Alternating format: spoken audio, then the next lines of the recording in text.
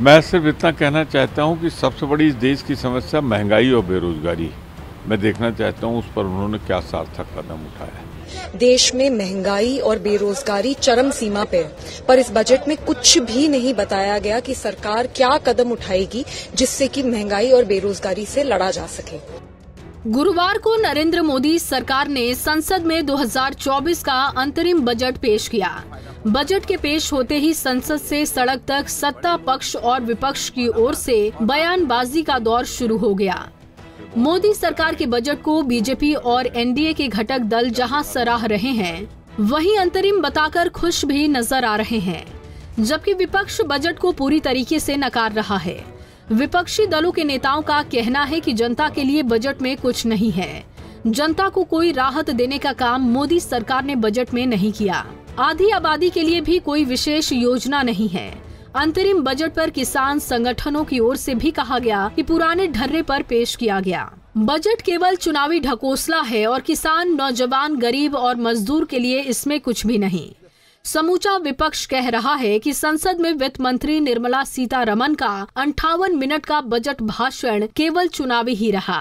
आइए सुनते हैं बजट पर किसने क्या कहा। बहुत ही उत्साहवर्धक है और आगे के लिए भी और अधिक आशाएं बढ़ती हैं और भारत की इकॉनमी की साइज जितनी इस समय है, इसमें पूरी तरह से मैं आश्वस्त हूं। इस इंटरिम बजट के कारण ही जो भी इंडिकेशन इस बजट से मिले हैं कि हमारी इकॉनमी जो आज दुनिया की टाइप 5 कंट्रीज में है, उसकी साइज बढ़कर 2027 तक मोर देन $5 ट्रिलियन जाएगी और 2030 आते आते मोर देन $7 ट्रिलियन तक पहुंचेगी। अर्थमंत्री निर्मला सीतारमण जी ने जो अंतरिम बजट पेश किया है, विकसित भारत की संकल्पना विशद करने वाला इस प्रकार का ये बजट है। इस बजट में विशेष रूप से गरीबों, मध्यम वर्गीयों के लिए कई योजनाएं उन्होंने रखी है, जिसमें 1 करोड़ सोलर रूफटॉप, जिसके माध्यम से 300 यूनिट तक की बिजली ये हमारे नागरिकों को मुफ्त मिलने वाली है। जो लोग झोपड़पट्टी में रहते हैं या चौल में रहते हैं, ऐसे लोगों को उनका घर खरीदने का या नया घर लेने का सपना पूरा हो, इसके लिए भी योजना लाई जा रही है।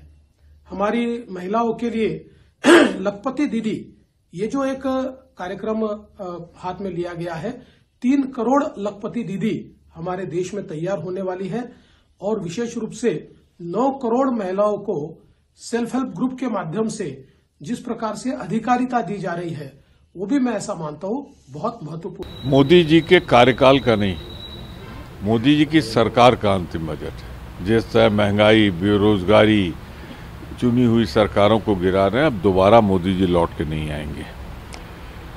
मैं सिर्फ इतना कहना चाहता हूं कि सबसे बड़ी इस देश की समस्या महंगाई और बेरोजगारी। मैं देखना चाहता हूं उस पर उन्होंने क्या सार्थक कदम उठाया है। जब ये 2014 में आए थे, तब क्या था? कर्जा, अंतर्राष्ट्रीय कर्जों का बोझ वो कई गुना बढ़ गया। तो निश्चित रूप से मैं देखना चाहूँगा कि जो अंतर्राष्ट्रीय कर्जा बढ़ा हुआ है, उसके कितना पाटा इन्होंने, कितना कम करने का प्रयास कर रहे हैं। फिर बहुत समस्याएं हैं, उद्योग नहीं लग रहे हैं, चंद घरानों को ही सारी सुविधा दी जा रही है, बाकी लोग इंतजार कर रहे हैं।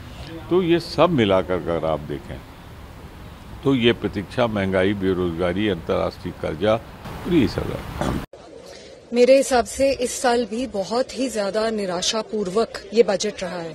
देश में महंगाई और बेरोजगारी चरम सीमा पे है, पर इस बजट में कुछ भी नहीं बताया गया कि सरकार क्या कदम उठाएगी जिससे कि महंगाई और बेरोजगारी से लड़ा जा सके। जेंडर बजट हर साल 5% के अराउंड होता है। हम महिलाएं देश में 50% हैं, फिर भी जेंडर बजट सिर्फ 5% के अराउंड होता है। आज महिलाएं वर्क फोर्स में सिर्फ 23% हैं। सिर्फ सिर्फ 10% स्टार्टअप्स महिलाएं ओन कर रही हैं, सिर्फ 20% एमएसएमईज महिलाएं ओन करती हैं। तो बजट में क्यों नहीं इस बारे में बात करी गई कि किस तरीके से महिलाओं को वर्क फोर्स में ज्यादा पार्टिसिपेशन करने का मौका दिया जाएगा। हम ये देखते हैं कि महिला सुरक्षा पे वही घिसी-पिटी स्कीमें बार बार आ जाती हैं, बेटी बचाओ बेटी पढ़ाओ। अरे सिर्फ नारेबाजी से थोड़ी ना बेटियां बचेंगी बेटियां पढ़ेंगी। क्यों नहीं इस बार बजट में बताया गया कि हर डिस्ट्रिक्ट में किस तरीके से फास्ट ट्रैक कोर्ट्स बनाए जाएंगे, पुलिस के संसाधन, पुलिस की जवाबदेही किस तरीके से बढ़ाई जाएगी। आज अगर आप दिल्ली पुलिस को भी देखें तो सिर्फ 11.75% महिला पुलिस फोर्स में है। तो कैसे ये नंबर बढ़ाया जाएगा? क्यों स्वास्थ्य के बारे में, क्यों एजुकेशन के बारे में और बात नहीं करी? तो मेरे हिसाब से एक आम इंसान के लिए ये बहुत ही ज्यादा निराशापूर्वक बजट रहा है और मैं काफी डिसअपॉइंटेड हूं। जो बजट आज पार्लियामेंट में पेश किया गया, इससे साफ जाहिर होता है कि बड़े लोगों को फायदा पहुंचाने वाला बजट है। इसको ऐसे कह सकते हैं कि बड़े लोग इस बजट से होंगे मालामाल और आम जनता के लिए ये बजट है ठन ठन गोपाल।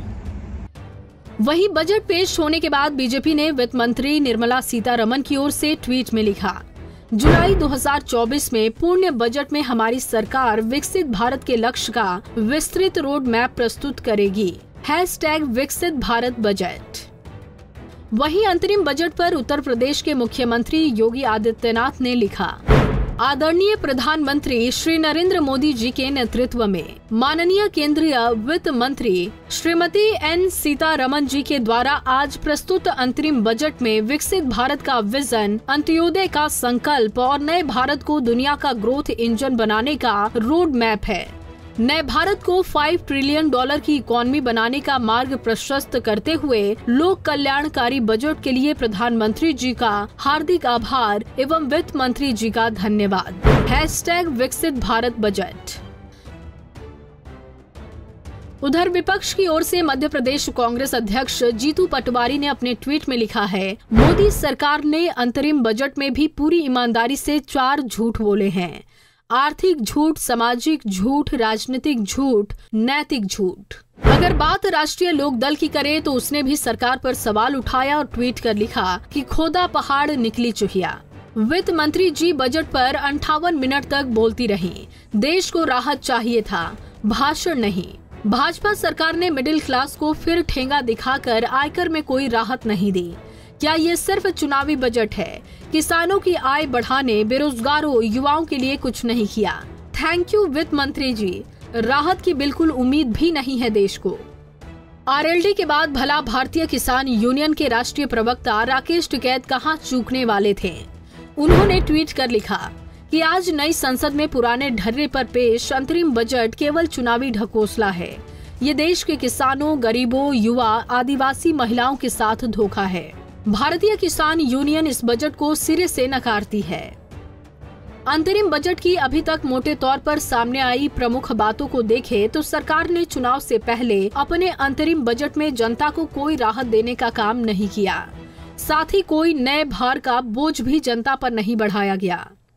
सत्ता पक्ष और विपक्ष दोनों ओर से जारी बयानों में एक दूसरे पर वार पलटवार जमकर किया जा रहा है। विपक्ष सरकार को जनता के मुद्दों पर बजट के बहाने अपने बयानों से घेरने से नहीं चूक रहा है, तो सरकार विपक्षी नेताओं के बयानों को हताशा बता रही है। मगर चुनावी मौसम में दोनों ही ओर से केवल जनता को साधने के लिए सियासी तीर छोड़े जा रहे हैं। अब इसी साल जुलाई में देश की जनता किसे 2024 का पूर्ण बजट पेश करने का मौका देगी, ये लोकसभा चुनाव परिणाम आने के बाद ही तय होगा। लेकिन फिलहाल बजट पर प्रतिक्रियाओं का दौर जारी है, जिसकी गूंज चुनाव तक सुनाई देती रहेगी। Bureau report, Punjab Kesari TV. हमसे जुड़े रहने के लिए हमारे YouTube चैनल को सब्सक्राइब करें और नई वीडियो की नोटिफिकेशन के लिए बेल आइकॉन को दबाएं।